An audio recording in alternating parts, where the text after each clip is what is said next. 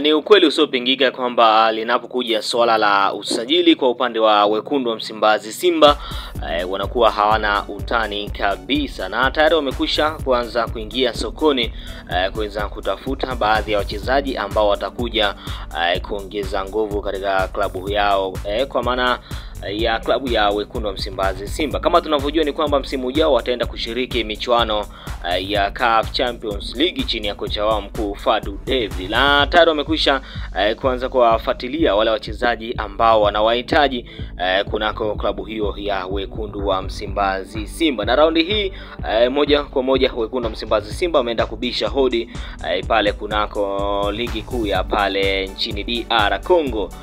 Na moja kwa moja ni kwenye klabu ya IC Union Maniema, ambapo ndipo alipotoka mchezaji wa klabu ya Young Africans kwa maana ya Maxi Mpia Nzengeli, ambao wote pia walitokea kule kunako klabu hiyo, pamoja na Gift Fred ambaye alishindwa kuweza kutamba kunako klabu hiyo ya Young Africans. Lakini inasemekana kwamba uongozi wa wekundu wa Msimbazi Simba tayari wamekwisha kuanza mazungumzo na klabu ya AC Union Maniema ya pale DR Congo kuhitaji saini ya mshambuliaji huyu Age Basiala ambaye anatumia mguu wa kushoto. Na yupo bosi mmoja ambaye kwa upande wa wekundu wa Msimbazi Simba tayari amekwisha kusafiri na kuelekea kule nchini DR Congo kuona ni namna gani basi dili la mchezaji huyu laweza kukamilika kwa wakati, kwa sababu mchezaji huyu pia licha kuhitajika na wekundu wa Msimbazi Simba bado kuna vilabu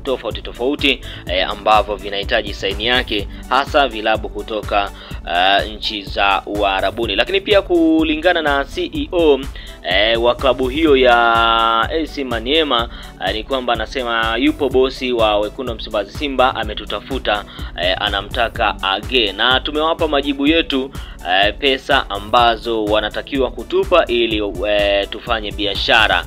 Huyo ni Guy Kapia, kilongozi CEO wa Maniema kutokea pale nchini DR Congo. Twende sasa tukaangalie sifa za mchezaji huyu Age Basiala. Ni mchezaji ambaye ana uwezo wa kucheza winga zote, kwa maana ya eneo analocheza Elie Mpanzu pamoja na eneo analocheza Kibu Denis Prosper. Lakini pia ni mchezaji ambaye ana uwezo wa kucheza kama inside 10, kwa maana ya mchezaji ambaye ana uwezo wa kucheza kama namba 10, ambalo ndilo eneo analicheza Jinchaz Awa, ambaye ameonekana kama eneo hilo halimtoshelezi kabisa, kwa sababu amekuwa na waza zaidi kufunga tofauti na kutengeneza nafasi. Tunakumbuka eneo hilo ndilo alikuwa akicheza Clatous Chota Chama. Kwa hiyo bado wekundu wa Msimbazi Simba wanaendelea kutafuta mrithi sahihi katika eneo hilo la namba 10. Lakini pia mchezaji huyu bana ni mchezaji mwenye uwezo wa kuichezesha timu, kwa maana ni mchezaji mwenye uwezo wa kucheza kama namba 8. Lakini pia ni mchezaji mwenye ufanisi wa kupiga pasi za mwisho, kama nilivyokuambia, kwa maana ya kutengeneza nafasi, ambalo pia ndilo limekuwa tatizo kubwa kwa wekundu wa Msimbazi Simba katika msimu huu wa 2024-2025. Lakini pia ni mchezaji mwenye uwezo ama mwenye ufanisi wa mipira ya kutenga, kwa maana ni mchezaji mwenye uwezo mzuri wa kupiga zile free kick tunaita hizo, ama mipira iliyokufa.